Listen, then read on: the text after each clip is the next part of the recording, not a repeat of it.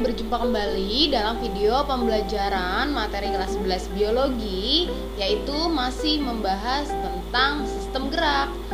Pada video sebelumnya, kita semua sudah mempelajari tentang nama-nama tulang yang menyusun rangka tubuh manusia. Nah, sekarang kita mau tahu nih bagaimana sih rangka-rangka tulang tersebut dapat melalui pergerakan. Karena kita ketahui bahwa tulang itu adalah alat gerak pasif. Berarti yang akan menggerakkan tulang tersebut adalah alat gerak aktif, yaitu siapa? Yaitu otot. Namun sebelum kita membahas tentang pergerakan pada otot, tentu kita harus mengetahui dulu bagaimana sih dengan banyaknya tulang yang menyusun rangka tubuh manusia itu dapat menyambung satu dengan yang lain sehingga bisa membuat suatu pergerakan. Nah, oleh karena itu pada video kali ini kita akan membahas tentang persendian. Oke, kita masuk tentang persendian. Persendian itu apa sih? Persendian atau yang dikenal dengan kata artikulasi merupakan hubungan antara tulang yang satu dengan tulang yang lain, sehingga dapat dikatakan sebagai penghubung, gitu ya. Berdasarkan sifat geraknya, artikulasi atau sendi itu bisa kita bedakan menjadi sinartrosis atau sendi mati, amfiartrosis sendi kaku, dan diartrosis sendi gerak. Oke, sebelum kita membahas tentang macam-macam sendi yang tadi kita sebutkan di depan, kita harus mengetahui terlebih dahulu apa sih komponen penyusun sendi. Nah, di sini sudah terdapat gambar dan terdapat 5 komponen penyusun sendi. Yang pertama ligamen, kemudian kapsul sendi, cairan sinovial, tulang rawan hialin, dan bursa. Satu-satu akan kita bahas. Teman-teman mungkin bisa melihat dari gambar. Oke. Pada gambar, di mana letak ligamen? Ligamen itu adalah jaringan ikat, ya teman-teman, jaringan ikat fibrosa yang menghubungkan tulang dengan tulang. Makanya kenapa begitu banyak tulang yang menyusun rangka tubuh manusia itu dapat terhubung satu dengan yang lainnya karena memiliki ligamen. Nah, ligamen tersebut merupakan jaringan ikat fibrosa yang menyusun tulang dengan tulang. Kemarin kita juga ada membahas tentang tendon ya teman-teman ya. Kalau tendon itu adalah jaringan ikat fibrosa yang menghubungkan tulang dengan otot, sehingga otot mampu menggerakkan tulang. Karena apa? Karena dihubungkan, ada yang menyatukan, yaitu tendon. Oke, itu ligamen yang merupakan penyusun tulang dengan tulang. Nah, ini kan adalah tulang yang satu dengan tulang yang lain. Ada ligamennya yang mengikat gitu. Kemudian yang kedua kapsul sendi. Nah, ini nih join kapsul atau kapsul sendi. Di sini kita bisa lihat kapsul sendi itu terdiri atas membran sinovial dan kapsul fibrosa. Nah, yang bagian ini adalah kapsul sinovialnya. Kapsul sinovial yang terdapat pada kapsul sendi ini merupakan kapsul yang menghasilkan cairan sinovial nih ya, teman-teman. Nah, cairan sinovial ini apa sih fungsinya, teman-teman? Jadi, pada sendi, cairan sinovial itu memiliki fungsi sebagai pelumas. Ya, sebagai pelumas yang pada ujung-ujung tulang yang terdapat pada bagian kapsul sendi. Apa kandungan dari cairan sinovial ini, teman-teman? Cairan sinovial ini mengandung nutrisi serta campuran gas oksigen, nitrogen, dan karbon dioksida. Nah, sekedar informasi ya teman-teman, kalau misalnya teman-teman suka meletek-meletekkan jari atau punggung atau leher itu ya, pasti kan biasa bunyi gitu ya. Nah, bunyi itu terdapat dari mana? Terdapat dari cairan sinovial, teman-teman, karena cairan sinovial itu kan mengandung oksigen. Ketika terjadi penekanan atau kita melekukan gitu, meletakkan itulah, itu kan menekan namanya ya teman-teman, menekan sehingga tertekanlah cairan tersebut menghasilkan udara yang berupa oksigen. Nah, menghasilkan udara tersebut atau melepaskan udara itulah yang menyebabkan adanya bunyi yang terasa pada tulang-tulang kita. Nah, itu bagian dari kapsul sendi. Kemudian ada kapsul fibrosa. Nah, kapsul fibrosa ini perannya memiliki saraf dan pembuluh darah gitu ya teman-teman. Nah, ini nih ada saraf dan pembuluh darah yang terdapat pada kapsul fibrosa. Ini fungsinya nanti akan meneruskan rangsangan atau akan meneruskan menjaga regenerasi tulang itu ya pada tulang rawan yang terdapat di ujung setiap tulang gitu ya teman-teman. Nah, kemudian lanjut nih bicara tentang tulang rawan. Nah, inilah tulang rawan nih, articular cartilage gitu ya. Cartilage itu kan cartilago artikular gitu ya, cartilago tulang rawan. Nah, ini di setiap ujung tulang pasti terdapat tulang rawan. Apa fungsinya tulang rawan itu? Jaringan tulang rawan yang menutupi kedua ujung tulang ini akan membentuk yang disebut sebagai persendian itu yang akan kita bahas nanti. Nah, gunanya untuk menjaga persendian dari benturan keras gitu teman-teman, karena kan persendian itu kan menyebabkan terjadinya pergerakan. Nah, pergerakan itu supaya tidak saling bergesekan dengan keras, nah dilapisilah tulang rawan. Nah, tulang rawan ini nanti kan berkaitan dengan nutrisi yang diberikan oleh cairan sinovial ya teman-teman. Ketika semakin sering kita meletek-letekkan tulang gitu ya teman-teman, berarti nutrisi ke tulang rawan ini akan semakin sedikit. Semakin sedikitnya nutrisi yang sampai ke tulang rawan yang mana fungsinya menjaga gesekan, berarti fungsi tulang rawan akan semakin berkurang. Berarti gesekan akan semakin terasa. Itulah yang menyebabkan kalau seseorang bisa mengalami pengapuran itu ya teman-teman, atau susah bergerak karena sendi sudah mulai kaku. Seperti itu. Kalau pengapuran kan tertimbunnya zat kapur, tapi itu salah satu penyebabnya. Nah, beberapa hal lainnya yang dapat menyebabkan terjadinya kesulitan pergerakan sendi itu karena cairan yang terdapat pada tulang rawan sinovial ini semakin berkurang gitu. Karena cairan sinovial itu tidak terregenerasi teman-teman. Jadi sebisa mungkin kita harus mengurangi aktivitas yang meletek-letekkan tulang-tulang itu. Seperti itu ya teman-teman. Kemudian yang kelima adalah bursa. Nah, ini bursa nih teman-teman. Bursa ini apa sih? Bursa ini adalah kantong tertutup yang dilapisi oleh membran sinovial ini ya. Gitu. Terletaknya ada di luar rongga sendi. Ini fungsinya juga sama, menjaga benturan keras yang menyebabkan atau yang terjadi pada tulang. Gitu teman-teman. Nah, ini ya kita sudah mulai mengetahui ya komponen penunjang sendi. Oke, lanjut yang akan kita bahas adalah jenis-jenis persendian berdasarkan geraknya. Baik, yang pertama tadi kita sudah tahu di awal ya bahwa jenis-jenis persendian berdasarkan gerak itu yang pertama ada sinartrosis, sendi mati. Ini adalah persendian yang tidak dapat digerakkan atau tidak ada celah sendi. Contohnya, sendi ini terdapat pada tulang tengkorak. Nah, sendi sinartrosis ini terbagi menjadi dua, ada sinkondrosis dan sinfibrosis. Sinkondrosis ini adalah hubungan tulang yang dihubungkan dengan kartilago.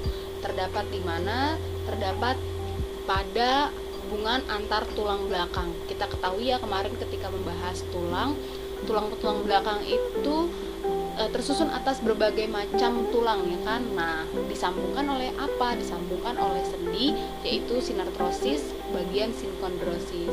Kemudian ada sinfibrosis. Ini adalah hubungan tulang yang dihubungkan dengan serabut atau serat sehingga menyebabkan tidak terdapatnya pergerakan. Terdapat di mana? Terdapat antara tulang dahi dengan tulang-tulang tengkorak. Nah, kemarin kita juga sudah membahas tulang-tulang yang terdapat di area tengkorak. Ada beberapa dan setiap tulang tersebut tidak dapat bergerak sehingga masuk dalam kategori sinartrosis yaitu sinfibrosis. Yang kedua ada amfiartrosis. Amfiartrosis ini adalah sendi kaku. Bedanya dengan sinartrosis, sendi kaku atau amfiartrosis ini adalah persendian yang memungkinkan terjadinya sedikit gerakan atau dihubungkan oleh kartilago. Jadi masih mungkin adanya pergerakan. Contohnya ada di antara tulang betis dan tulang kering, atau bisa kita temukan pada bagian ujung yang terdapat di tulang dada dengan tulang leher. Oke teman-teman, yang ketiga, nah ini adalah sendi yang menyebabkan tulang-tulang dalam sistem pergerakan kita dapat bergerak.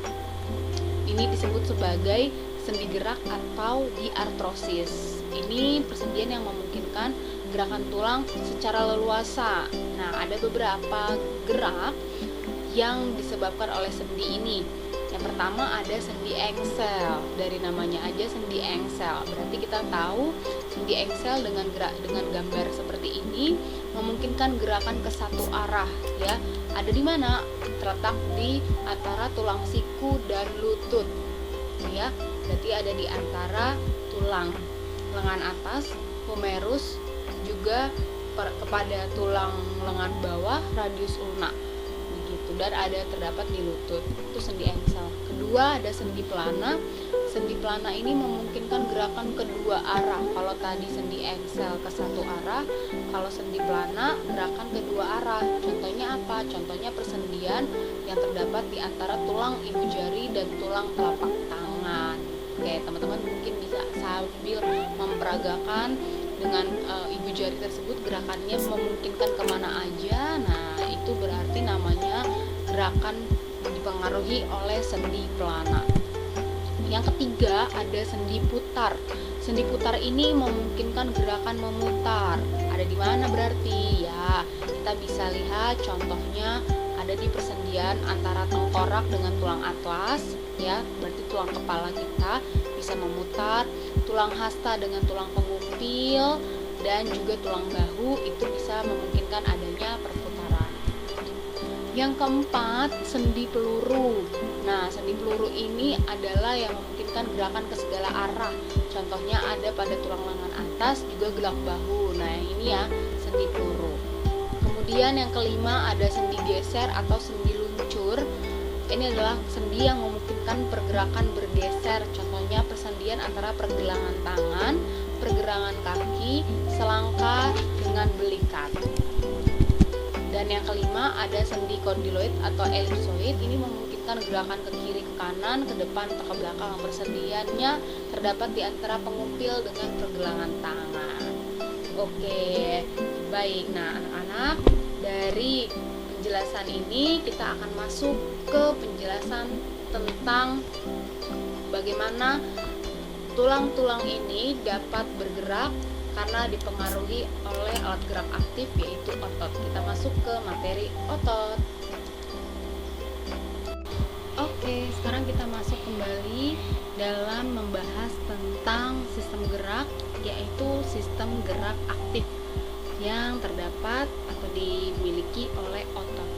Sebelum kita membahas bagaimana otot dapat melakukan pergerakan pada tulang-tulang, kita pelajari terlebih dahulu karakteristiknya. Jadi karakteristik pada otot itu ada 3 macam atau ada istilah. Yang pertama kontraktibilitas, yaitu kemampuan otot untuk mengadakan perubahan menjadi lebih pendek dari ukuran semula atau yang kita kenal sebagai kontraksi. Jadi otot itu bisa melakukan aktivitas berkontraksi ditandai dengan perubahan pada struktur otot yang memendek dari ukuran semulanya. Lalu yang kedua ada ekstensibilitas. Ini adalah kemampuan otot untuk relaksasi atau memanjang dari ukuran semula. Jadi ketika kita sudah tidak melakukan aktivitas atau tidak ada rangsangan terhadap organ otot kita, otot tersebut mengalami kegiatan relaksasi, yaitu memanjang atau kembali ke bentuk semula. Yang ketiga, elastisitas, kemampuan otot untuk kembali pada ukuran semula setelah berkontraksi atau ekstensi pemanjangan. Otot yang kembali ke ukuran semula disebut dalam keadaan relaksasi. Nah, keadaan otot dapat kembali dari kontraksi ke relaksasi atau dari relaksasi ke kontraksi disebut sebagai sifat yang elastisitas. Seperti itu ya untuk karakteristik pada otot. Nah, sebelum kita mempelajari tentang otot, kita ketahui bahwa jenis-jenis otot itu ada 3 ya, terdiri atas sel otot polos, yang mana kita sudah ketahui karakteristik dari sel otot polos itu bentuknya gelendong, bentuk selnya gelendong, terdapat inti sel satu di tengah, kerjanya tidak sadar atau involunter, bekerja dengan jangka yang lama, terdapat dalam organ-organ seperti pembuluh darah, pencernaan. Yang kedua, otot rangka atau lurik. Otot rangka atau lurik ini bentuknya silinder panjang, memiliki inti sel banyak di tepi, kerjanya secara sadar, dan terdapat di atau melekat di rangka. Yang ketiga, otot jantung. Ini adalah otot yang istimewa. Kenapa? Karena bentuknya mirip seperti otot lurik tapi bercabang. Kita bisa lihat ya, bentuknya lurik bercabang, namun inti selnya satu di tengah seperti otot polos, dan kerjanya pun juga sama, yaitu tidak sadar. Berada di mana? Sudah jelas dari namanya saja, otot jantung berarti berperan untuk menggerakkan kerja jantung. Nah, ini adalah struktur otot yang akan kita bahas. Struktur otot yang melekat pada tulang rangka adalah otot lurik. Berarti yang akan kita bahas panjang pembahasan ini mengenai otot lurik. Nah, otot lurik itu terdapat pada tulang rangka dan melekat pada tulang, itu disebut sebagai tendon. Berdasarkan cara melekatnya tendon pada tulang, perlekatan ini dibedakan menjadi origo dan insersio ya, teman-teman. Origo dan insersio ini adalah bagian ujung otot yang dikenal sebagai tendon. Nah, origo itu apa sih? Origo itu adalah ujung otot yang melekat pada tulang yang tidak bergerak ketika otot berkontraksi. Origo otot rangka ini berbeda. Ada yang 2 seperti otot bicep dan ada yang 3 seperti otot tricep. Kalau insersio, ini adalah bagian ujung otot lain yang melekat pada tulang yang bergerak ketika otot berkontraksi.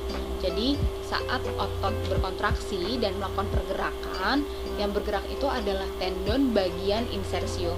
Oke, paham ya teman-teman ya? Nah, pada bagian otot ini terdapat apa saja sih strukturnya? Baik, terdapat fascia atau badan otot. Nah, itu yang ditunjuk adalah badan otot ya, yang diselimuti atau dibungkus oleh selaput pembungkus otot yang disebut sebagai epimysium. Lalu, pada badan otot terdapat berkas-berkas otot, jadi struktur lebih kecilnya disebut sebagai fasciculus. Nah, berkas otot yang terdapat atau tersusun atas serabut-serabut otot, yang mana serabut-serabut otot tersebut tersusun atas protein yang lebih kecilnya lagi, yang disebut sebagai myofibril. Di dalam myofibril terdapat unit-unit kecil yang disebut sebagai sarkomer atau myofilamen, yang terdiri atas filamen aktin dan filamen miosin. Filamen atau serabut aktin dan serabut miosin inilah yang menyebabkan otot lurik itu terlihat seperti otot yang terdapat gelap dan terangnya. Nah, kalau yang aktin ini adalah yang tipis, miosin ini adalah serabut yang tebal. Kemudian mengecil lagi, kita akan menemukan adanya sarkomer yang terdapat pada serabut otot. Gitu ya, sarkomer pada serabut otot, terdapat myofilamen. Ini kalau kita lihat secara mikroskopis. Jadi myofilamen itu adalah serabut ototnya. Nah, yang bagian yang ini, yang tebal ini ya, adalah bagian yang miosin, dan bagian yang tipis ini adalah bagian yang aktin. Bagi miosin dan aktin ini nanti akan berperan dalam pergerakan otot. Kemudian ada Z-line. Z-line ini atau garis Z inilah yang membatasi antara sarkomer yang satu dengan sarkomer yang lain. Jadi di sini sudah sarkomer yang berbeda seperti itu. Jadi satu myofibril ini tersusun atas myofilamen. Nah, seperti ini loh maksudnya. Tuh. Nah, di sini ada tabung T tabung T atau tubulus T ini nanti akan jadi jalannya rangsangan dan jalannya kalsium yang berperan untuk pergerakan otot. Selama ini kan kita tahu kalsium itu sebagai pertumbuhan tulang, tapi setelah bicara tentang biologi, kalsium itu sudah bukan hanya sebagai pertumbuhan tulang, tapi membantu dalam pergerakan sel otot. Nah, bagaimana mekanisme kerja pada otot? Baik, sebelumnya kita akan berkenalan terlebih dahulu dengan gambar-gambar yang ada di depan kita ini. Di sini ada gambar filamen aktin yang tadi merupakan bagian dari sarkomer. Kemudian yang ini adalah filamen miosin, bagian yang tebal. Tadi kalau aktin bagian filamen yang tipis, miosin adalah filamen yang tebal. Aktin dan miosin inilah yang nanti akan berperan dalam terjadinya suatu pergerakan pada otot. Nah, bagaimana pergerakannya? Diawali dengan datangnya rangsangan terlebih dahulu, ya.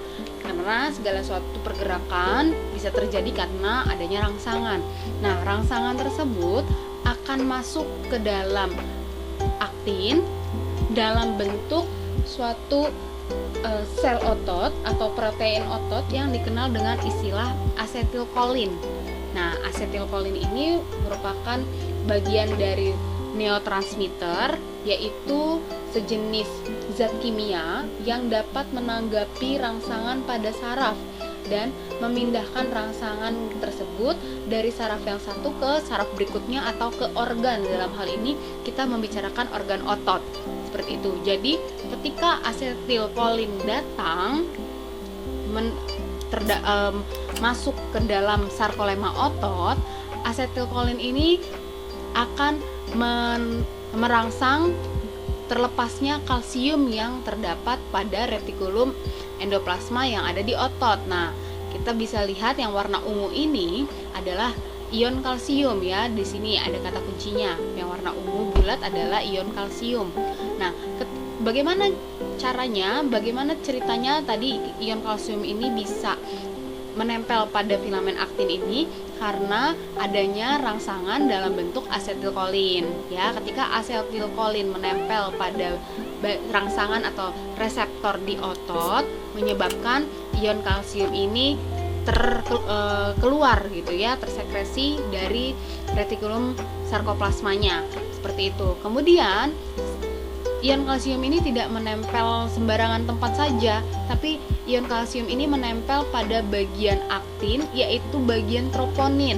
Nah, ini adalah bagian troponin yang ada pada aktin sebagai reseptor tempat menempelnya kalsium. Seperti yang tadi telah disebutkan di depan, bahwa kalsium bukan hanya berperan dalam proses pertumbuhan tulang, tapi juga berperan dalam sistem gerak yang terjadi pada otot. Karena apa? Karena ketika kalsium menempel pada troponin yang terdapat pada filamen aktin, akan menyebabkan filamen aktin ini bergerak membuka suatu sisi aktif, yang mana sisi aktif tersebut punya peran untuk ditempeli oleh kepala miosin sehingga bisa menyebabkan suatu pergerakan. Nah, ini adalah kepala miosin. Nah, kepala miosin itu relaksasinya bentuknya tidur seperti ini. Bagaimana kepala ini bisa tegak? Karena adanya energi dalam bentuk ATP, energi sel dalam bentuk ATP yang terhidrolisis menjadi ADP dan fosfat. Ketika ADP dan fosfat ini menempel pada kepala miosin ini akan menempel pada sisi aktif yang ada pada filamen aktin, hasil dari pergerakan troponin yang ditempeli oleh ion kalsium. Nah, penempelan kepala miosin pada filamen aktin ini membuat suatu jembatan silang, cross bridge, menyebabkan pergerakannya ke depan, gitu ya. Jadi seperti mendorong, gitu ya, menempel, mendorong, sehingga itulah yang terjadi.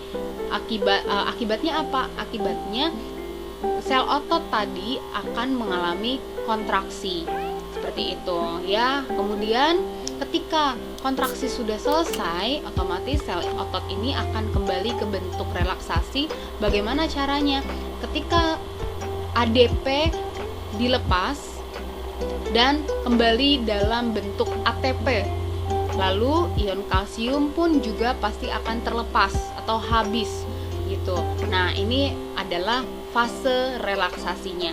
Ketika ditempeli lagi oleh kalsium, kembali lagi terjadi peristiwa kontraksi pada otot.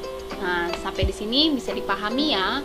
Jadi, ketika suatu sel otot dapat bergerak itu karena aktivitas dari kepala miosin yang menempel pada sisi aktif yang ada pada aktin atau yang kita sebut sebagai tropomiosin. Itu adalah tempat menempelnya sisi aktif aktin dengan kepala miosin yang diakibatkan karena kalsium yang menempel pada troponin menyebabkan terjadinya pembukaan sisi aktif tersebut.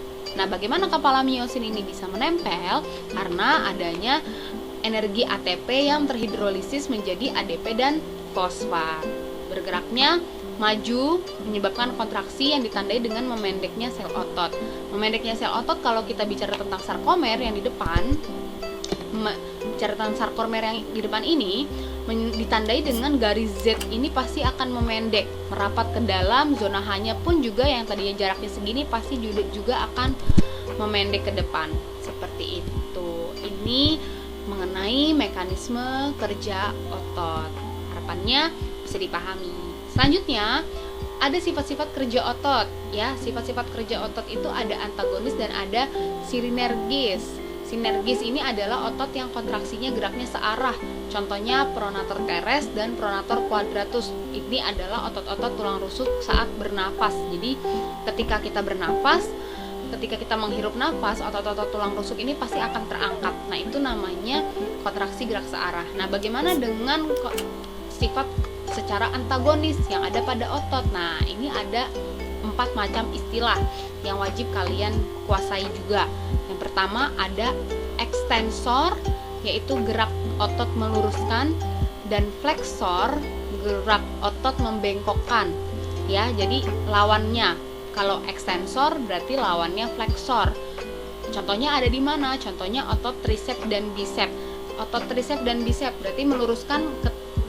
Bayangkan ketika kalian meluruskan lengan kalian dan fleksor itu membengkokkan ke atas, menunjukkan adanya otot tricep dan otot bicep kalian. Gitu. Ini adalah ekstensor dan fleksor. Abduktor adalah keadaan atau gerak otot yang menjauhi badan dan lawannya adduktor mendekati badan. Ingat ya, ada B dan ada D di sini, ada 2 huruf yang berbeda. Ingat aja yang adduktor ini, yang D berarti dekat, lawannya jauh berarti B, abduktor. Contohnya gimana? Contohnya saat gerakan tangan sejajar dengan bahu atau yang kita sebut sebagai lencang kanan.